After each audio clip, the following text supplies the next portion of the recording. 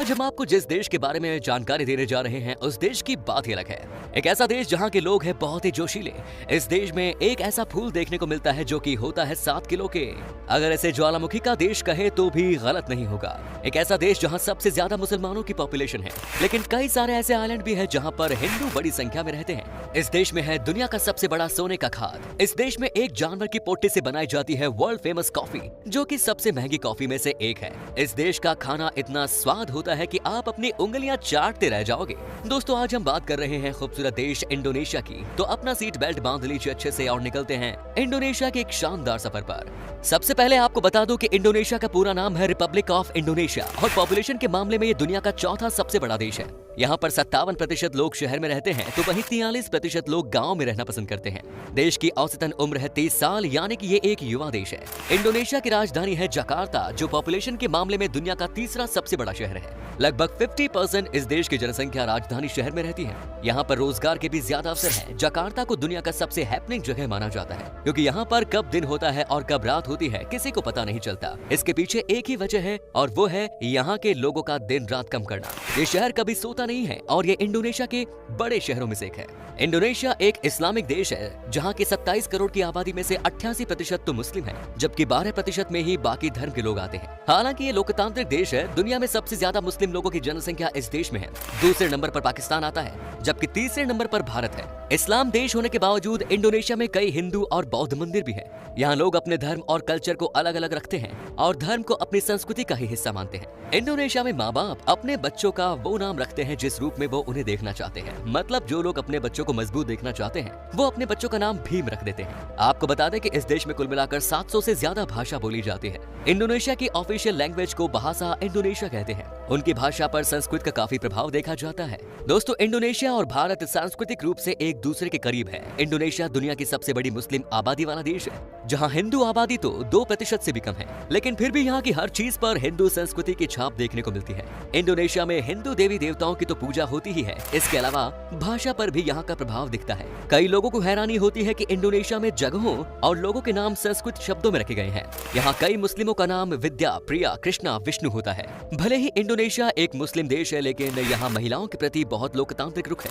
यहाँ महिलाओं को उसके चेहरे को कवर करने की आवश्यकता नहीं है, उसके सिर पर ओढ़नी पर्याप्त है। इसके अलावा यहाँ महिलाओं को स्वतंत्र रूप से कहीं भी घूमने की आजादी है। वे बिजनेस कर सकती हैं और हाई पब्लिक पोजीशन में भी रह सकती हैं। इंडोनेशिया की लड़कियों को दुनिया के सबसे शर्मीली लड़कियों में से एक माना जाता है। यहाँ की लड़कियाँ जनरली किसी से बात नहीं करती हैं। वे अपने काम से काम रखती हैं और चुपचाप ऑफिस से घर या कॉलेज से घर आती हैं। आज के दिन में भी इतनी अच्छी लड़कियां मिल जाती हैं क्या देखने को? हमने तो यही सुना है कि हर देश की लड़की पहले से कहीं ज्यादा तेज हो गई है, लेकिन आज भी इंडोनेशिया की लड़कियां मर्यादा में रहती हुई बड़ी बड़ी मुकाम हासिल कर रही हैं। एक लाइक तो भाई इन लड़कियों के लिए भी बनता है। आपको जानकर हैरानी होगी कि इंडोनेशिया में सिर्फ खूबसूरत लड़कियों को मिलती है पुलिस की नौकरी। महिलाओं को पुलिस में भर्ती होने के लिए एक खास तरीके का वर्जिनिटी टेस्ट पास करना होता है। जज इस दौरान उन लड़कियों का चयन करते हैं जो बहुत खूबसूरत होती हैं। इंडोनेशिया की मॉडर्न पुलिस फोर्स वहां की आजादी के बाद 1946 में बनी थी। लगभग 20 साल बाद 1966 में पुलिस को मिलिट्री के अधीन कर दिया गया। आपको बता दूं कि इंडोनेशिया में इस समय भी तकरीबन 400 से भी ज्यादा एक्टिव वोल्केनोज हैं। मतलब कैसी चौंकाने वाली बात है ना कि एक देश में 400 से ज्यादा ज्वालामुखी है। साथ ही एक और बात जिसे सुनकर आप चौंक जाएंगे कि इंडोनेशिया देश में एक दिन में कम से कम 3 बार भूकंप आते हैं। हालांकि वो बात अलग है कि ज्यादातर भूकंप बहुत ही कम मात्रा में होते हैं। क्या आपने कभी रवलेजिया अर्नोल्डी फ्लावर के बारे में सुना है? अगर नहीं तो हम आपको बता देते हैं कि ये फूल सबसे अलग किस्म का होता है। इसका वजन 7 किलो तक का होता है और ये सिर्फ और सिर्फ इंडोनेशिया में ही पाया जाता है। इंडोनेशिया का एक आइलैंड सुमात्रा में आपको ये फूल देखने को मिलेगा। सिर्फ फूल ही नहीं, दुनिया का सबसे बड़ा छिपकली जिसे कोमोडो ड्रैगन कहा जाता है वो भी इस देश के कई आइलैंड में पाया जाता है। आपको बता दें कि इस छिपकली की कुल लंबाई 3 मीटर तक की होती है। ये इतने बड़े होते हैं कि इन्हें देखकर आपकी जान जैसे हथेली में आ जाएगी। कहा जाता है कि ये छिपकली दिन भर सिर्फ खाने की ही तलाश में होते हैं। इनके सामने अगर कोई इंसान आ जाए तो ये बुरी तरह से वार करते हैं।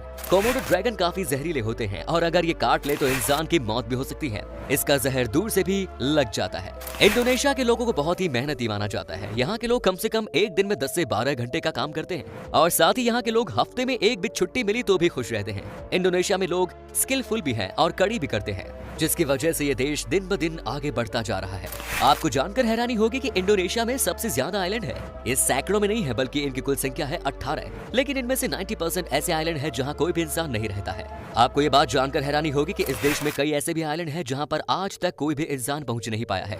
लोगों का मानना है कि देश के कई सारे आइलैंड में नेगेटिव वाइब्स आती हैं, यानी कि ये भूत प्रेत से भरे हुए हैं और इसीलिए यहाँ पर कोई जाता ही नहीं है। हालांकि इस बात में कितनी सच्चाई है ये किसी को नहीं मालूम। इंडोनेशिया के लोगों का मेन सोर्स ऑफ इनकम है मछली पकड़ना और नारियल का एक्सपोर्ट करना। यहाँ ये काम बहुत बड़े पैमाने पर किया जाता है। यहाँ पर आपको हर दूसरा इंसान फिशिंग बिजनेस में या नारियल के निर्यात के काम करता हुआ मिलेगा। सबसे ज्यादा इंडोनेशिया से ही फिश का एक्सपोर्ट नॉर्थ अमेरिका कंट्री में किया जाता है और इसके पीछे भी एक कारण है और वो ये है कि यहाँ पर जितनी फिश की वैरायटी मिलती है उतनी आपको कहीं और देखने को नहीं मिलेगी।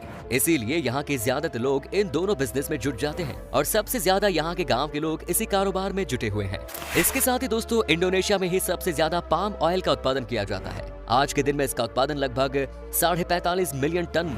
न सिर्फ यहाँ के लोग पाम ऑयल का इस्तेमाल करते हैं बल्कि इसे इस देश से अलग देशों में निर्यात भी किया जाता है। नारियल और मछली के साथ ये भी इन लोगों का इनकम ऑफ सोर्स है।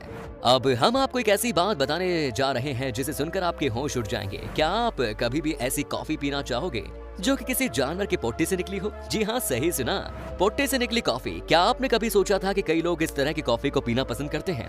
दरअसल होता यह है कि एशियन पाम सीवेट नाम के जानवर को यहाँ पर जानबूझकर कॉफी बीन खिलाया जाता है, लेकिन ये जानवर कॉफी बीन को पचा नहीं पाते और ऐसे में होता यह है कि जब यही जानवर पोट्टी करते हैं तो सारा का सारा कॉफी बीन को निकाल देते हैं और उसके बाद उस बीन्स को सुखाया जाता है और फिर उस बीन से ही कॉफी बनाई जाती है। इस कॉफी की कीमत बाजार में 1500 रुपए है एक कप का। है ना चौंकाने वाली बात? सोचिए पोट्टे से निकला हुआ कॉफी का कितनी कीमत होगी।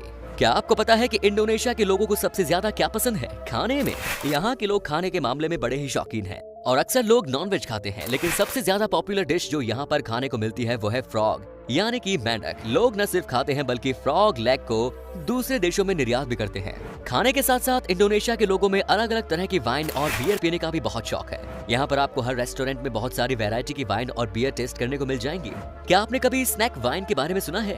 ये यहाँ बेहद ज्यादा पॉपुलर है। यहाँ पर हर गली हर सेकंड पर बार तो मिल ही जाती है। आप जब भी जाए तो यहाँ का स्पेशल वाइन का मजा जरूर लीजिए। इंडोनेशिया के लोग आपको हर समय जोश में ही नजर आएंगे। यहाँ के लोग हर बात पर बहुत एक्साइटेड होते हैं, कभी किसी नए काम को लेकर तो कभी किसी नई चीज की शुरुआत को लेकर। दरअसल में यहाँ की औसत उम्र बहुत कम है और इसीलिए यहाँ के लोग भी जी भर कर मस्ती करते हैं और काफी जोशीले होते हैं। इंडोनेशिया देश में घूमने के लिए बहुत सी ऐसी जगह है जहाँ पर जाकर आप अपना बेहतरीन समय बिता सकते हैं। चलिए आपको बताते हैं कि किस तरह से यहाँ के लोग टूरिज्म को बढ़ावा दे रहे हैं। इसमें कोई शक नहीं कि इस देश के पास एक के बाद एक टूरिस्ट स्पॉट है, लेकिन यहाँ जो भी लोग टूरिज्म डिपार्टमेंट से जुड़े हुए हैं वो कभी भी किसी भी टूरिस्ट के साथ बुरा बर्ताव नहीं कर सकते हैं और इस बात को मानकर यहाँ के सब लोग टूरिस्ट से बड़े अच्छे से पेश आते हैं। इस देश में जो घूमने आया है उसे किसी भी तरह की कोई तकलीफ न हो, इस बात का खास ख्याल रखते हैं यहाँ के लोग। इसी वजह से आज ये टूरिज्म सेक्टर में इतना नाम बना रहा है।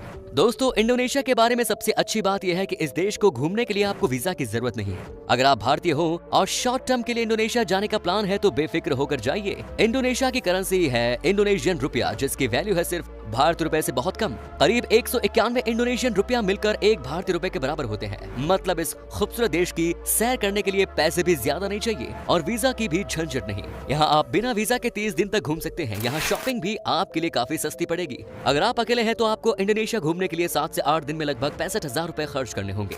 तो दोस्तों ये था सबसे मजेदार देश इंडोनेशिया। कैसा लगा हमें बताइए कमेंट्स में। क्या कभी आपने विजिट की है इस शहर की, और अगर की है तो आपका एक्सपीरियंस कैसा रहा ये भी हमारे साथ शेयर जरूर कीजिए। उम्मीद करते हूँ कि आपको हमारा ये एपिसोड पसंद आया होगा। वीडियो को लाइक कीजिए और अपने दोस्तों और रिश्तेदारों के साथ शेयर करना ना भूलें। हमारे चैनल को भी सब्सक्राइब जरूर कीजिए। वीडियो को अंत तक देखने के लिए सभी का शुक्रिया। आपसे फिर मुलाकात होगी नई वीडियो के साथ। धन्यवाद।